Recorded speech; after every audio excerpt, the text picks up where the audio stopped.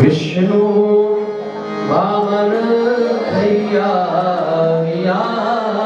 रे हो वंगाड़वा बीजो इंद्र वाला विष्णु वामन भैया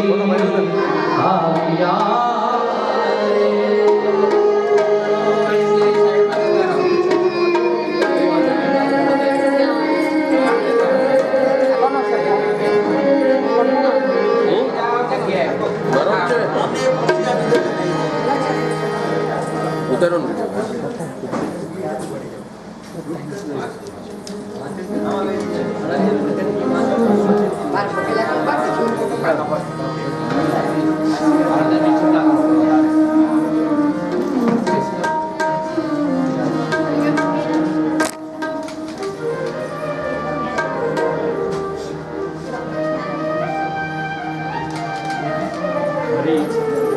हरि अनंत हरि कथा अनंता भगवान वामन स्वरूपे બલિરાજાને ત્યાં વધાર્યા. બલિરાજે આવીને કહ્યું કે દેવ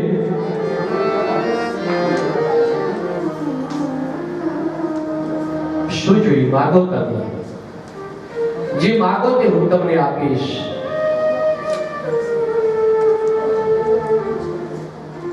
ભગવાન વામન સ્વરૂપે પીળા પીતાંબર પહેરેલા છે, સ્ફટિકની માળા ધારણ કરેલી છે,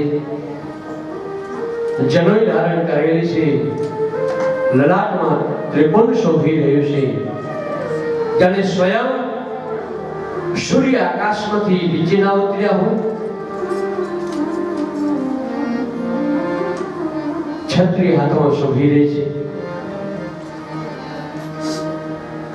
બલિરાજાએ કીધું કે પ્રભુ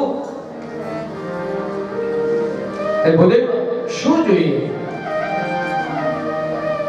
તો ભૂદેવ કહે કે રાજન મારે કઈ વધારે જોતું નથી, હું બ્રાહ્મણ છું. હું કાલે સંધ્યા કરતો નતો, એ ભાઈ મને ઉઠાડ્યો, ભાઈ કે મારા ઘર જોડે તારે સંધ્યા નહીં કરવાની, મારે જગ્યા નથી, તો મને જગ્યા આપ. સંધ્યા કર કેટલી જોઈએ? તો કે વધારે નથી જોતી, ખાલી 3 ડગલા ભૂમિ આપ. મારે સંધ્યા કરવા માટે એટલી જમીન મારે બહુ થઈ ગઈ, બસ. બલિરાજા કે બસ માગી માગીને આટલું, તો કે હા બસ વધારે કઈ જોતી, હું સંતોષી બ્રાહ્મણ છું. બ્રાહ્મણ અમે હંમેશા સંતોષી જ હોય. હું સંતોષી, મારે બહુ વધારે 3 ડગલા. અને એ જ વખતે શુક્રાચાર્યએ કીધું કે બલિ આ સામાન્ય વ્યક્તિ નથી, આ દેવતાઓનું કાર્ય કરવા માટે સ્વયં નારાયણ પધાર્યા છે. બલિરાજા કહે, અરે પ્રભુ, ભગવાન નારાયણ મારે ત્યાં પધાર્યા છે.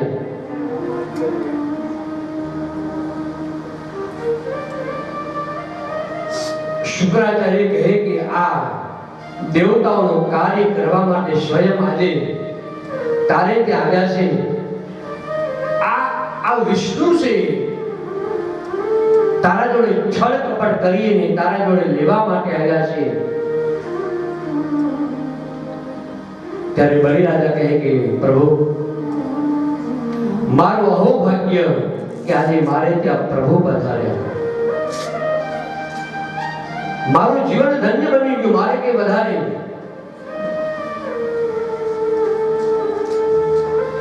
પરમાત્માની અનન્ય કૃપા છે ત્યારે મારે ત્યાં પ્રભુ પધારે છે. કઈક અનન્ય કૃપા છે ને ત્યારે મારે ત્યાં આવ્યા છે, બાકી એમને થોડો આવે. અને આમે આપણે ત્યાં જ્યારે અતિથિ અભ્યાગત જ્યારે આવે ને ત્યારે સમજી લેવાનું કે આપણા કઈક સત્કર્મ, આપણા કઈક પુણ્ય છે ને ત્યારે પરમાત્મા આપણે ત્યાં પધારે. બાકી એમને કોઈને ઘરે જતું નથી, કોઈને ટાઈમે નથી. કઈક તમારું સત્કર્મ છે ત્યારે તમારે ત્યાં બેન ભાણેજ આવશે. કઈક તમારું સત્કર્મ પુણ્ય છે તમારે ત્યારે તમારે ત્યાં અતિથિ અભ્યાગત બધા આવશે.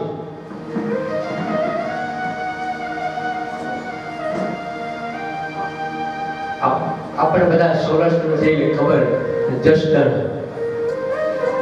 જસદણના મહારાજને ત્યાં એ ખૂબ દાન આપતા. એ મહારાજ ખૂબ અતિશય દાન. એટલે પ્રધાન આવીને કહ્યું કે મહારાજ, આ તમે બહુ દાન આપો છો, આ દાન છે ને બહુ આપશો ને તો હમણાં ખતમ ખલાસ થઈ જશે. એટલે મહારાજ કહે કે મારે તો મારું કર્તવ્ય છે, મારે દાન આપવું જોઈએ. અરે મહારાજ, બહુ વધારે આપો નહીં.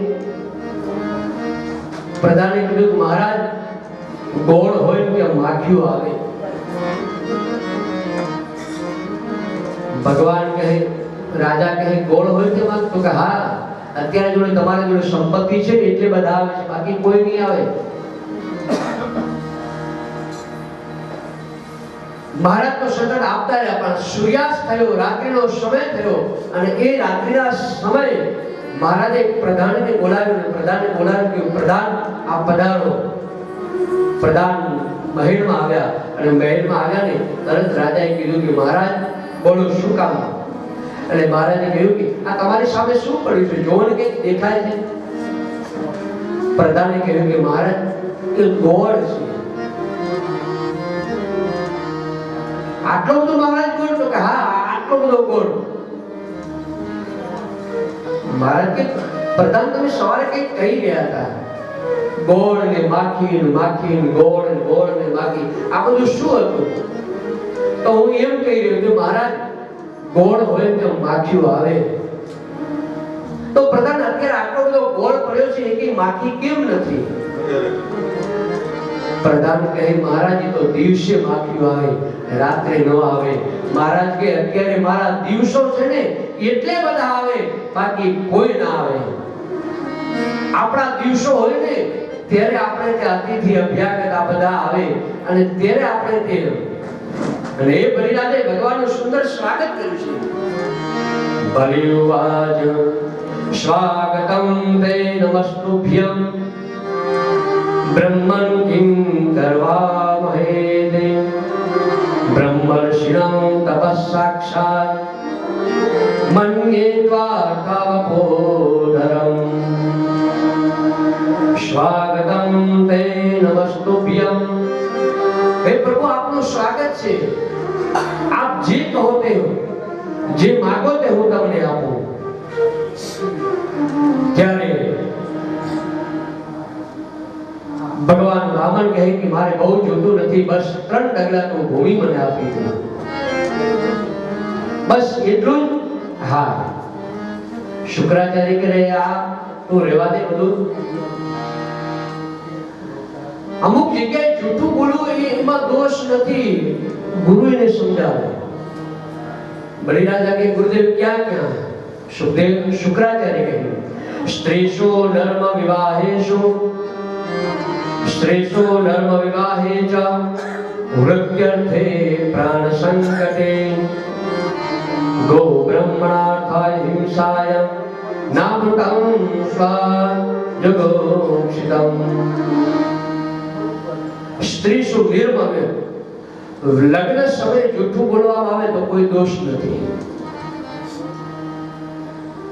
લગ્ન સમયે જૂઠું બોલ કઈ વાંધો નહીં. આપણા દીકરી દીકરાના સંબંધ ન થતા હોય તો થોડું જૂઠું બોલવું પડે તેમાં વાંધો નહીં કઈ. ભલે સુંદર ના હોય પણ તો એમ કે સુંદર છે, સંસ્કારી છે, આટલું એજ્યુકેશન કરેલું છે, ભલે ને 10,000 પગાર હોય તોય 20,000 કહેવામાં કઈ વાંધો નથી. અને લગ્નમાં જૂઠું બોલવામાં કઈ દોષ ન લાગે.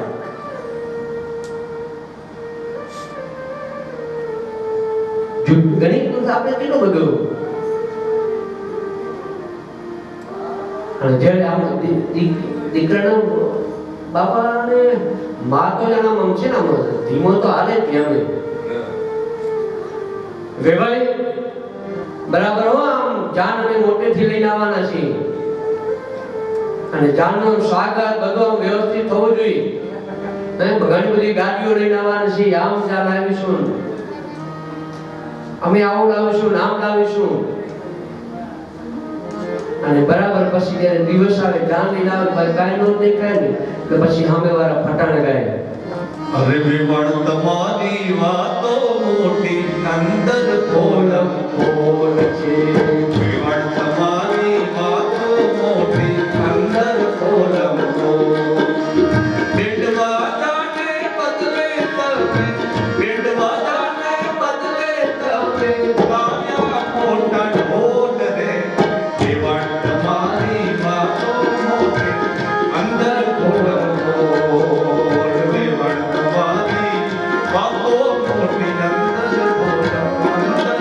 આપણે લગ્ન વખતે સુંદર પટાણ બધું ગાશો મારા રસિકભાઈ.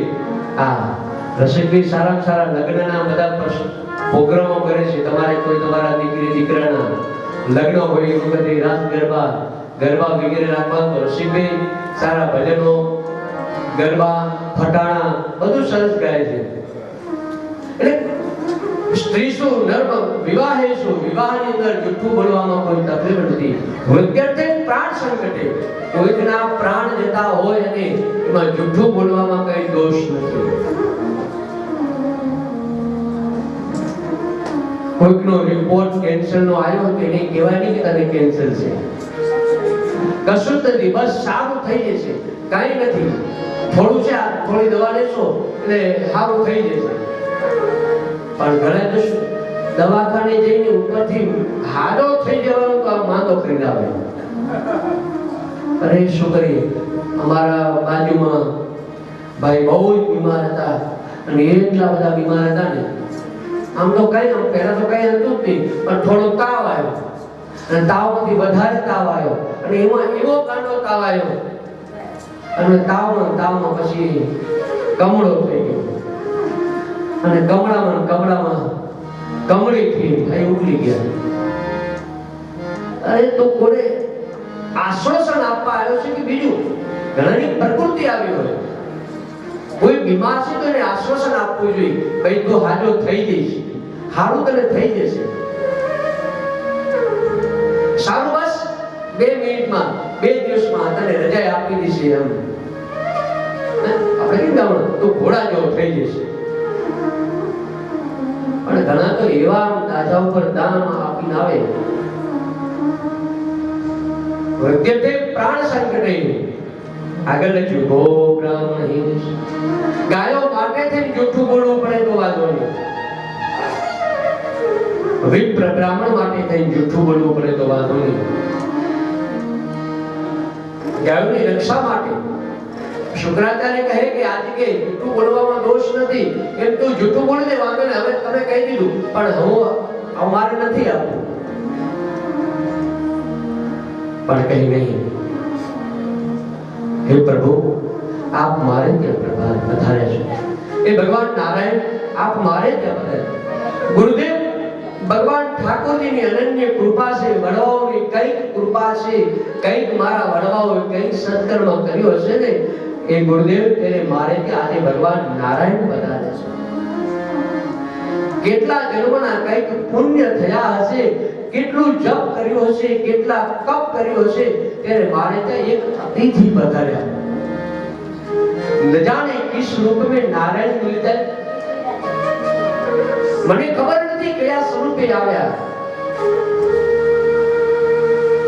અચાનક આવી ગયા છે.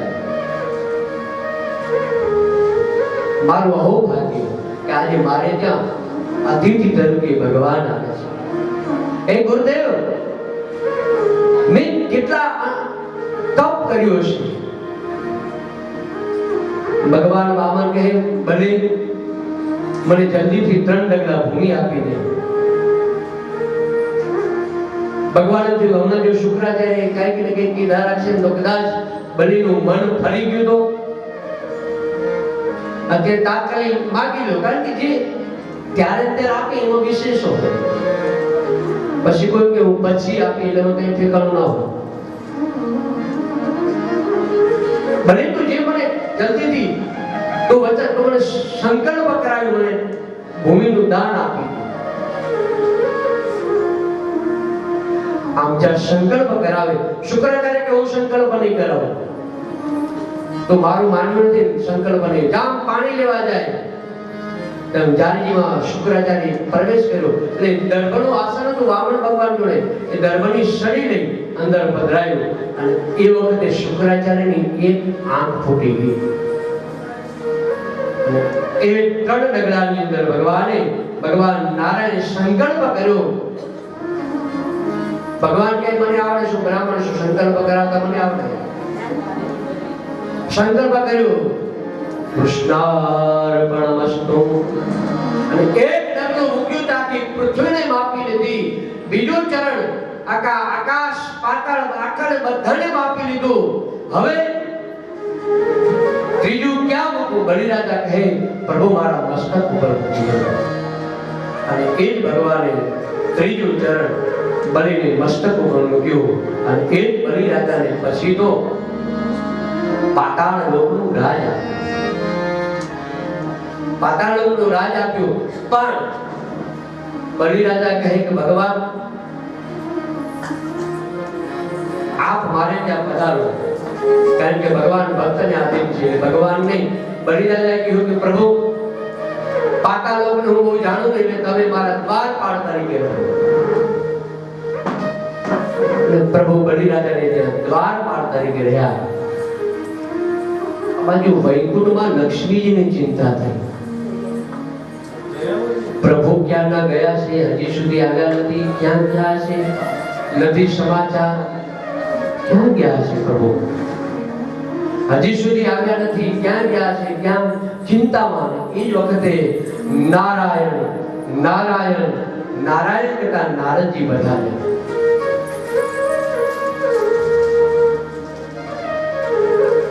નારદજી તમે પ્રભુને જોયા છે? હા હા હા મેં જોયા છે. ક્યાં છે પ્રભુ? તો કે પ્રભુ છે, હું બતાવો. જલ્દી બતાવો પ્રભુ ક્યાં ગયા છે? કેટલો સમય થયો, હજી મારા પ્રભુ આવ્યા નથી. ક્યાં છે? તો કે માં એ તો બલિરાજાને ત્યાં છે. ક્યાં? એ પાતાળની અંદર પ્રભુ છે. પણ એમને નહીં આવે તો હું તમને ઉપાય બતાવું. જેને મૂંઝવણ પડે ને એનો રસ્તો નારદજી આપ્યો. સાચો રસ્તો જ આપ્યો છે. ખોટો રસ્તો ક્યારે આજકાલ આપણે કોઈ કંઈક કરે ને કે જો આને નારદ વિદ્યા ચાલુ કરી. નારદજી સારો રસ્તો હતો. પ્રભુને તમારે લાવવા છે તો કે હા, એક કામ કરો. બલિરાજાને બેન નથી એટલે આ બેન બની અને બલિરાજા પાસે જાઓ. પછી તમારે મારે અહીં તમારે જે કરવું બસ મેં આટલો. હવે એ તમારે શોધવાનું, તમારે શું કરવું, કઈ રીતે પ્રભુને જોડાવા. સમય વીતતા વીતતા રક્ષાબંધન આવી. એટલે લક્ષ્મી સુંદર સજીને પાતાળ લોકમાં ગયા. રક્ષાબંધનના દિવસે બહેનો દરેક ભાઈઓને રાખડી બાંધે. બલિરાજાને એમ થયું કે બધા રાખડી બાંધે, મારે કોઈ નહીં. બેન વગર, બેન હોય તો ઘરે આવે આનંદ, એક ઉત્સાહ. બલિના ધર્મપત્ની વિદ્યાધરી એ વિચાર કરે કે નણંદ હોય તો સારું, નણંદ ઘરમાં હોય તો આમ આનંદ હોય. ભાભીનું લાડકભાઈ હોય તો નણંદ, ભાભીને જો ખુશ રાખે તો એ નણંદ, આનંદ અપાવે એનું નામ નણંદ. બાકી આજકાલ ઘણી એવી નણંદો છે, સીઆઈડી ઇન્સ્પેક્ટર. બા તમે મંદિરે ગયા ને ભાભી ઘી ખાઈ ગયા. બા તમે આમ ગયા ને એટલે આમ ભાભી આમ કરતા હતા.